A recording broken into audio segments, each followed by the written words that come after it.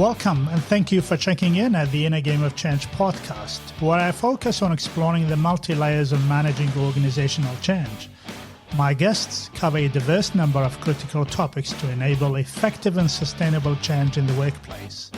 My name is Ali Juma, and you're listening to the Inner Game of Change podcast. My guest today is Phil Johnson, the founder of the executive coaching program Master of Business Leadership. As an international coach, speaker, and author, Phil specializes in important topics including emotional intelligence, higher consciousness, and inspirational leadership. Today, Phil shares his thoughts on the correlation between emotional intelligence and navigating through organizational change. I am grateful to have Phil chatting to me today. Well, Phil, thank you so much for your time. Thank you for joining the Inner Game of Change podcast. It's my pleasure. It's a pleasure. It's an honor to be on.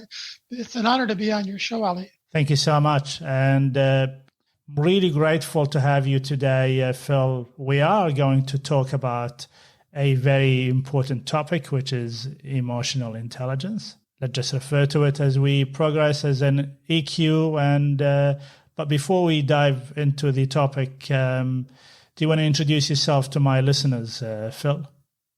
Sure. I've been an executive coach for the last 21 years, working with individuals and organizations around the world, helping them to develop their emotional intelligence. Let's just get into it. And how would you simply define EQ?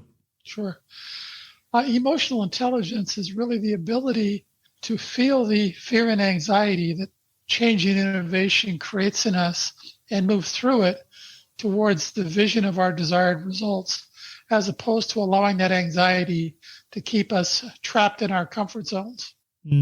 How easy is it to actually, well, first of all, how do we measure our own individual emotional intelligence? And the reason why I'm asking that is because for me to improve something, I need to know where I am at on the scheme of things, right? Yeah. You measure it based on results and changes in behavior that inspire others to follow your example. So it's very much focused on actions and results. The development of emotional intelligence is an experiential process focused on actions and results, as opposed to intellectual intelligence, which is more focused on intellectual labor. Is it true, Phil, that IQ is really, it is hard to improve your IQ, but it is less harder to improve your EQ? Yeah, that's a great question. Thanks for asking it. IQ is largely genetic and fixed, whereas the development of emotional intelligence is something that is developed and that anybody can develop. And it's the results of developing our emotional intelligence are limitless. Let me give you a numeric example of what I mean. If you take a penny and you double it every day for 31 days, day 1 you've got a penny, day 2 you've got 2 pennies, day 31 you've got $10.7 million. It doesn't take any more effort to go from day 30 to day 31 than it did to go from day 1 to day 2. But it's a building process. It's a consciousness habit building process. And if you think of intellectual intelligence, it's more like if you got $10,000 a day for 31 days, at the end of 31 days, you'd have $310,000. With emotional intelligence, at the end of 31 days, you'd have $10.7 million. And actually, at the end of 40 days, you'd have over $5 billion. At 50 days, you'd have over $5 trillion. So the development of our emotional intelligence acts like a huge results multiplier when added to our intellectual ability, which is relatively fixed. Not everybody can have an IQ of 160. Sure. But anybody can develop their emotional intelligence. Yes. And so you're talking here about the really tangible benefits of looking at improving somebody's EQ, right? Yep. From your work, do you notice organizations pay attention to this for their own people? Let me take a step back before answering that question, and really address the larger issue. We're facing a tsunami of change, and we've got a 500 million year old brain that doesn't like change. Yep. Some scientists estimate that in this century we could experience the equivalent of 20,000 years worth of change, or 200 centuries worth of change. So change is increasing at an exponential rate every day. And that's going to create increasing levels of drama, chaos, and conflict.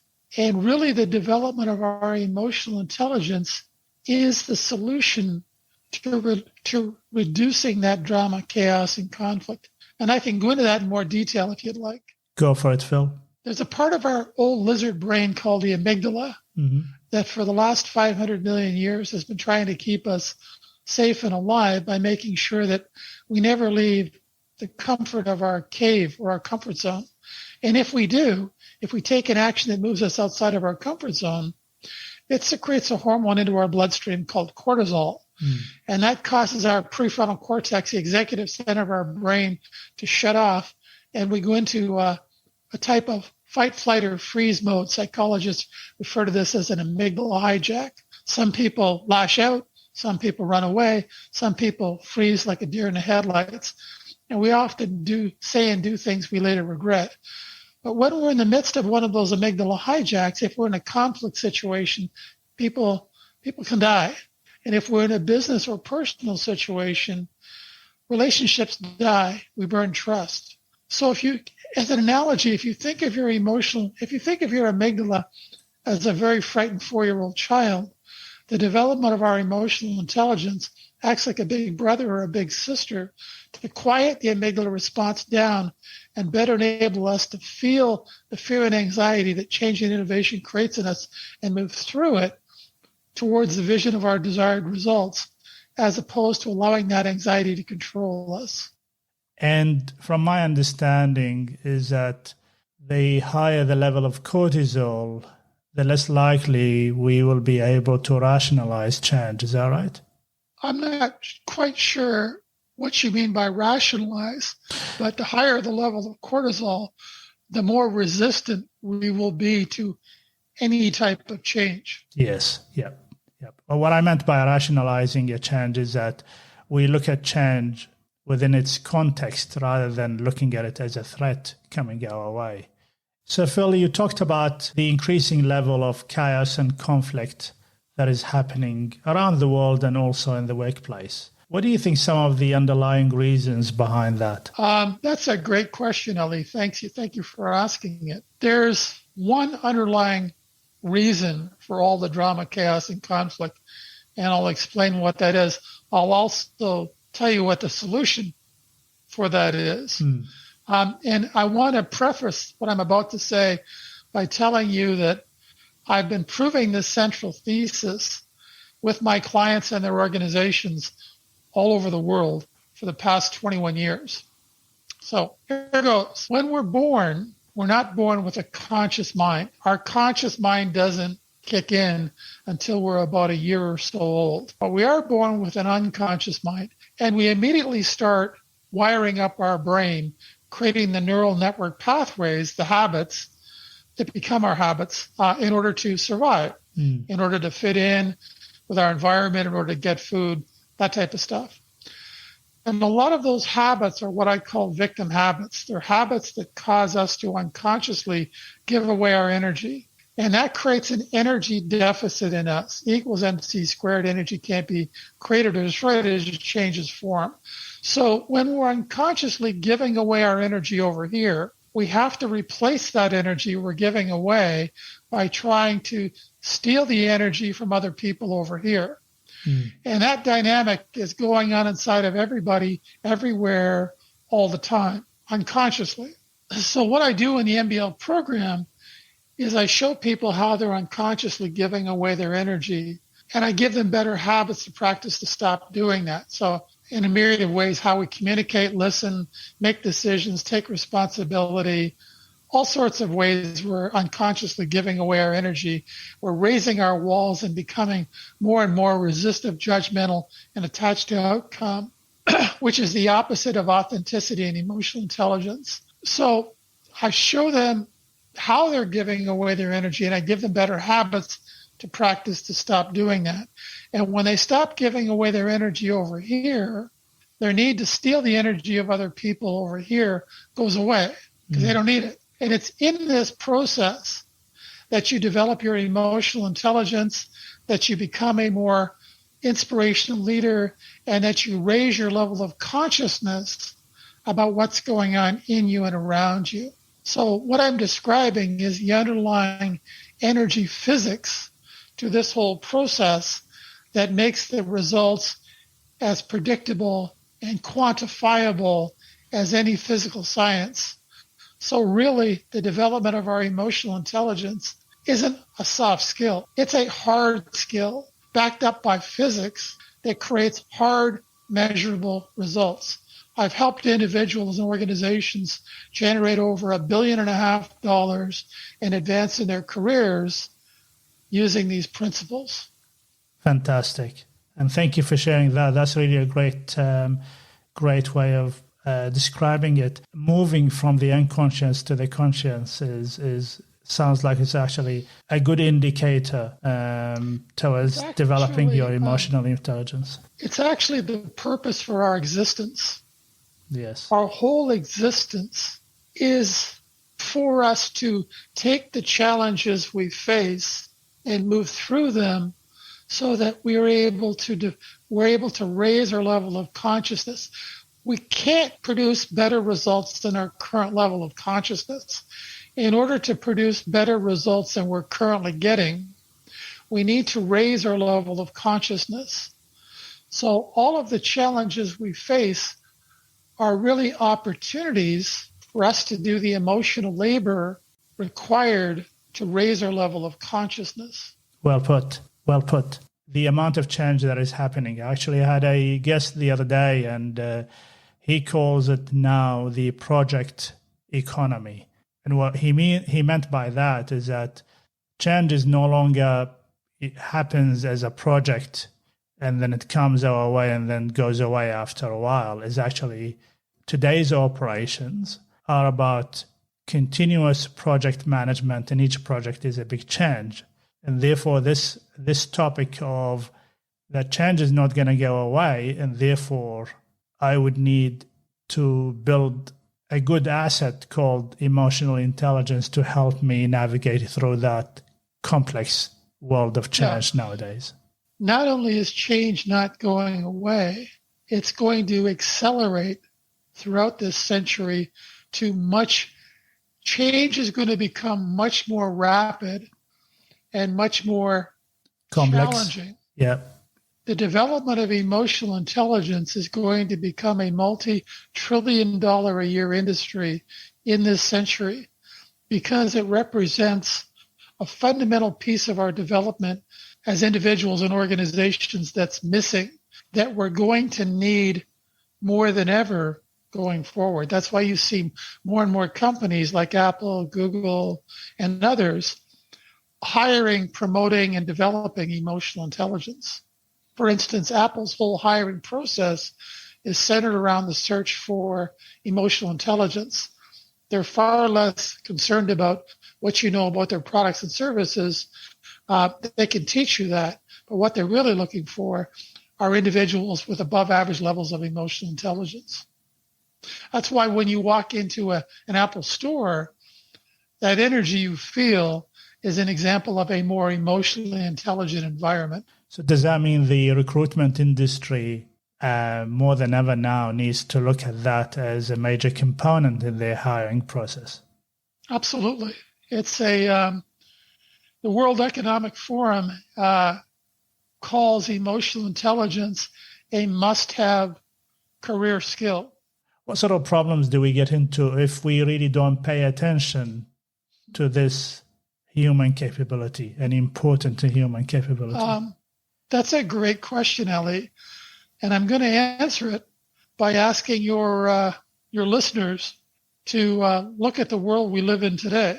Look at the drama, chaos, and conflict that we're experiencing today. Look at the toxicity of environments.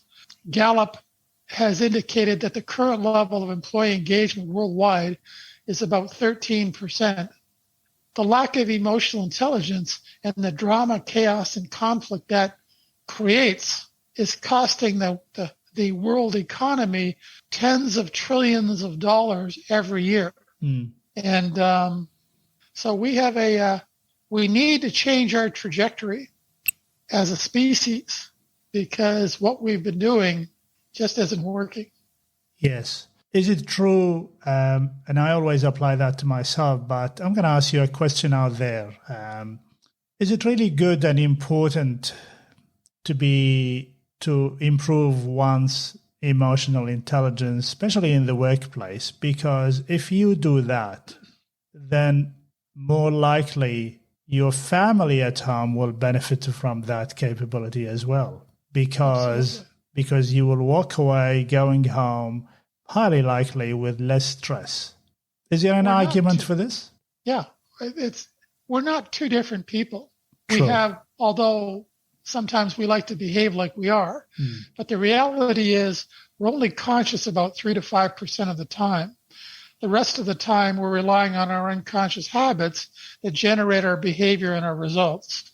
So that if we become more emotionally intelligent in one environment, we become more emotionally intelligent in every environment. The converse is also true. If we lack emotional intelligence in one environment, we lack it in every environment. Well put. Well put. I also think that if I have a team whose emotional intelligence across the team is really high, then usually trust is very high and conflict is very low.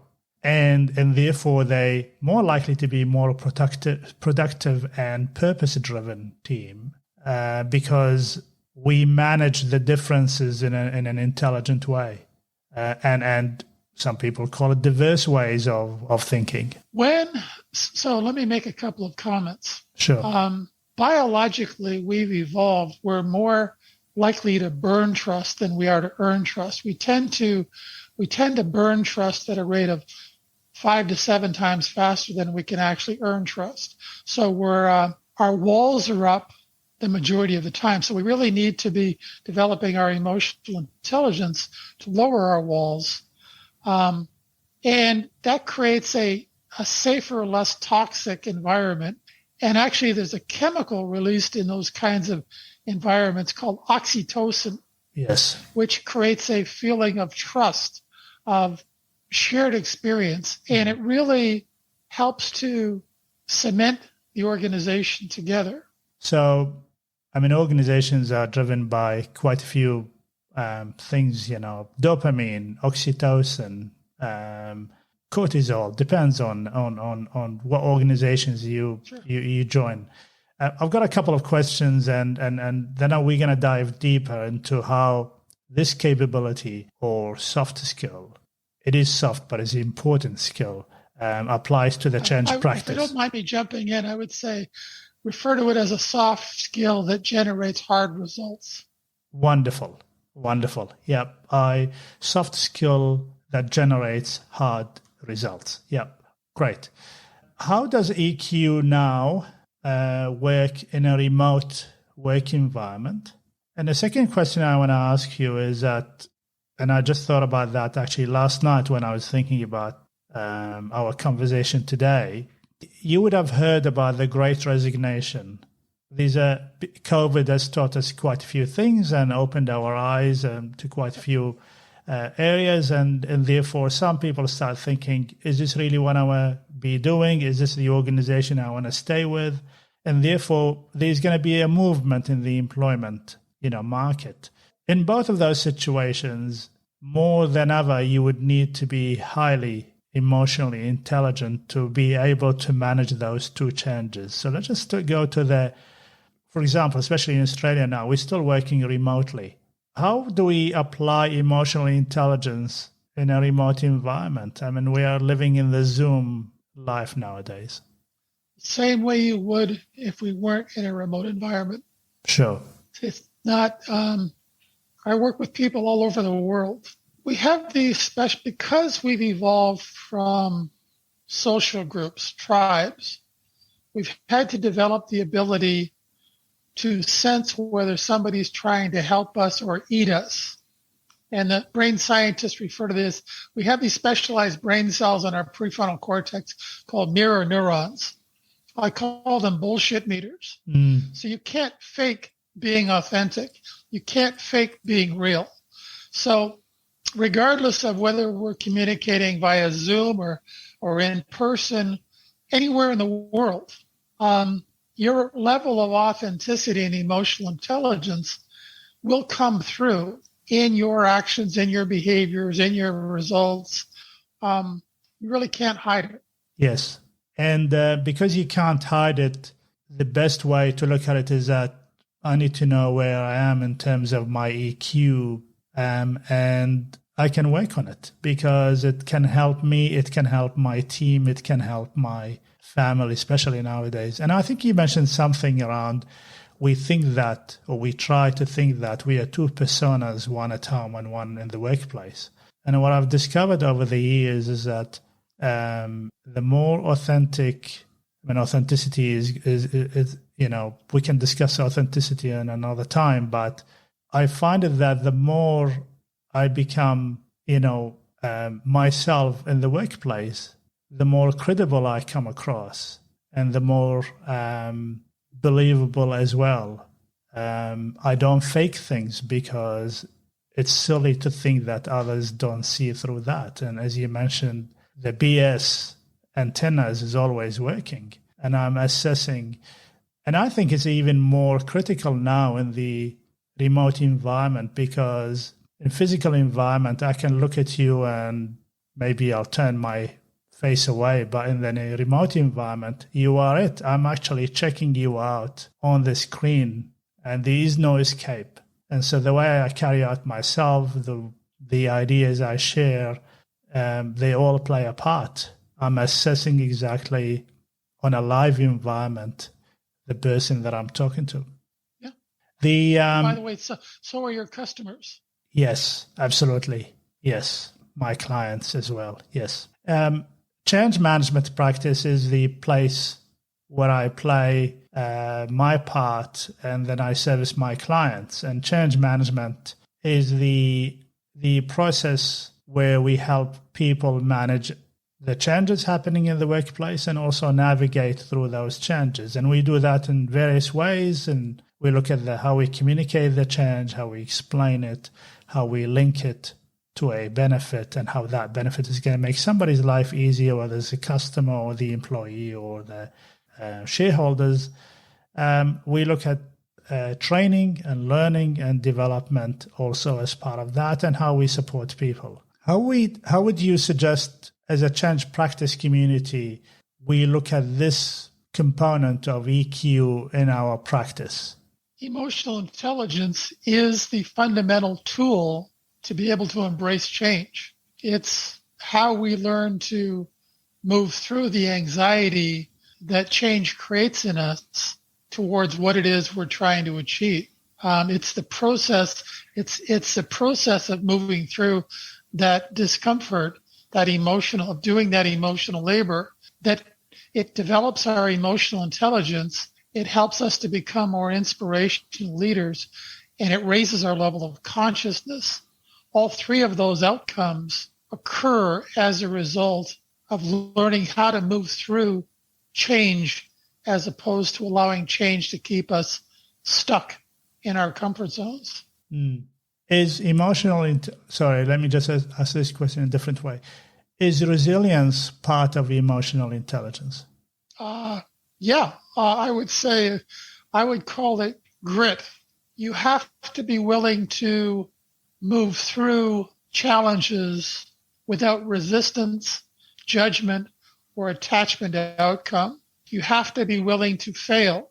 You have to be willing to fall on your face. You have to be willing to take risk. You have to continue to get up, move forward. Two quick examples. Thomas Edison invented the light bulb. Took him about 2,000 experiments. And somebody said to him, hell, that's a lot of failure. How in the world were we ever able to do that, to put up with that? And he says, what do you mean? He says, I just learned 1,999 ways not to make a light bulb. It was always about, he didn't consider it failure. He considered it information, data, but the objective was always the same, develop a light bulb. And he didn't know how long it was going to take.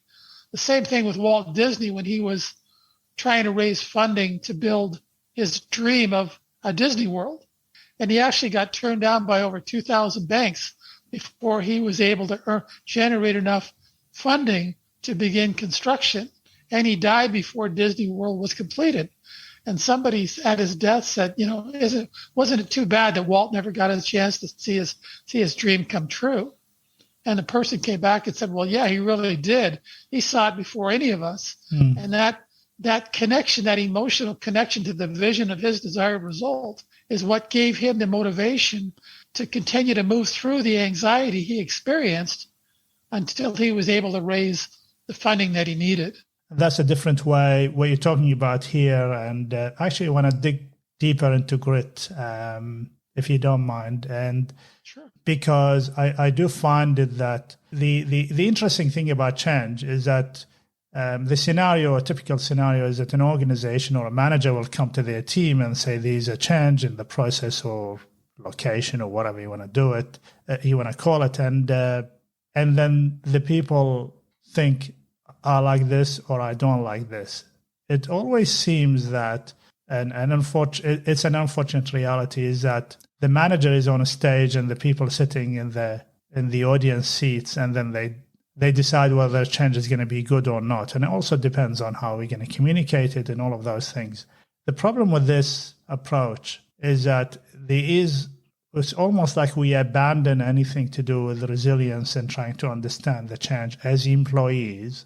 And the way I look at it is that part of being highly emotionally intelligent human being is to get out of your seat from the audience seat, go on a stage and get involved to really understand what the change is about. So it's almost like a mutual responsibility between an employer and an employee.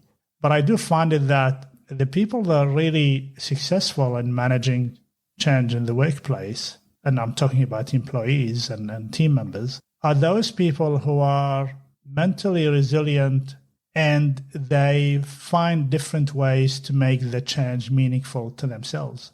And that's why I think grit or resilience or whatever you want to call it, one of my guests actually, her value proposition and her key message was that we all have resilience, we just need to find it. And instead of, you hear always people say, let's build the resilience. And because we all have it, we just need to uncover it. Any thoughts on that? Yeah, we uncover it by connecting with a desired result that's more important than the fear that change creates in us.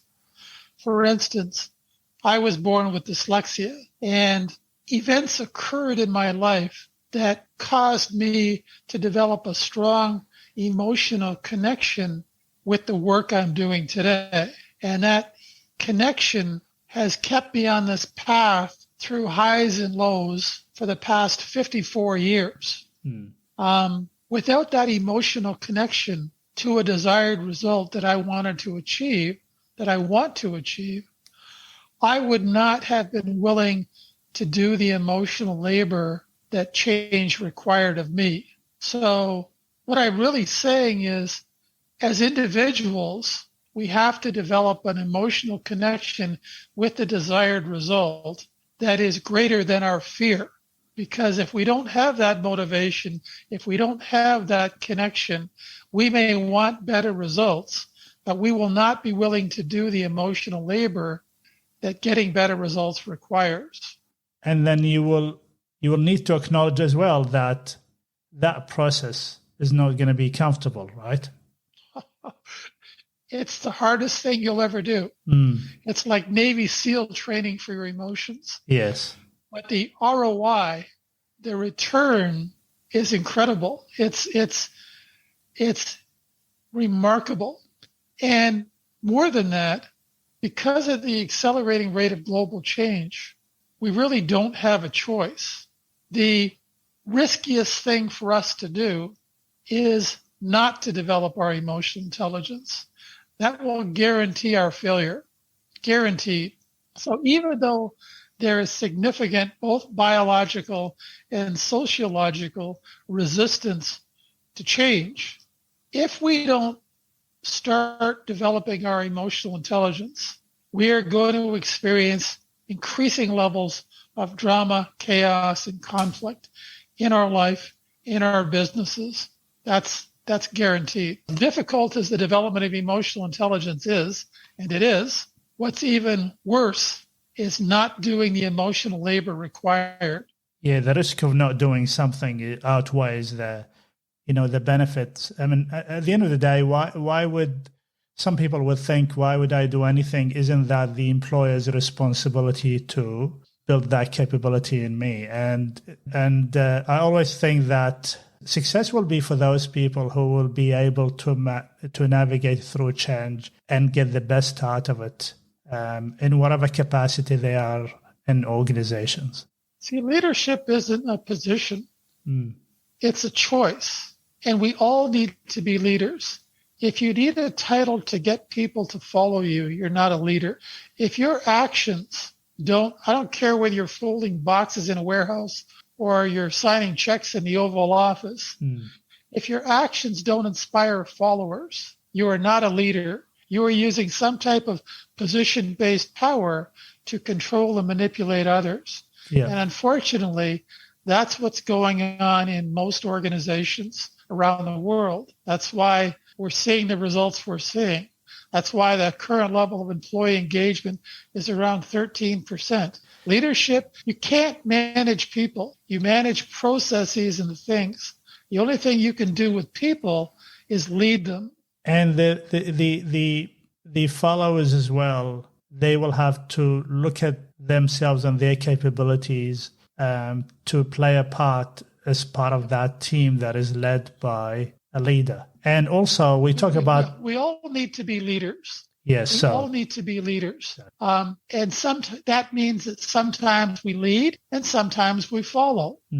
And having that flexibility is really a measure of our emotional intelligence. Fantastic. We are coming to the close to the end of the podcast, Phil. I would like, if you don't mind, what would be your top 3 key pieces of advice to the change practice community when it comes to our own emotional intelligence? I only have one piece of advice. Sure. And that's work on the development of your emotional intelligence as change practitioners and inspire the people around you to do the same. That is the solution. That is the challenge. And that is the solution. So start with myself first. Always. It's been a pleasure having you, Phil. How would people reach out to you? How will people reach you? Is it through LinkedIn? The best way to reach me is through LinkedIn, and my calendar is on my profile as well. So if anybody would like to get on a Zoom chat with me, that's how they'll do it. Fantastic. And we're going to put all the information about you, Phil, in the podcast bio. It's been a pleasure having you. You've made me think about quite a few things now, and actually I'm going to incorporate this piece into my practice going forward, and also talk to employers and my clients about it as well. So I do feel sometimes that the EQ, or I call it now the change EQ, I do feel that it hasn't really got a lot of voice and we haven't really paid a lot of attention to it, although it's right there in front of us that we need to look at. So I'm grateful that through this podcast, you've shared your thoughts and you're bringing this to the service, and remind us again how EQ is very important for building trust, progress, and probably, good likelihood for a cohesive network of relationships that we can have with our colleagues, our families, and our friends as well. Any final words from you, Phil? No, it's I really appreciate the work you're doing, and it's been a lot of fun being on your show. Thank you. Thank you so much for your time. Appreciate that. And until next time, stay well and stay safe, Phil. You too. Thank you.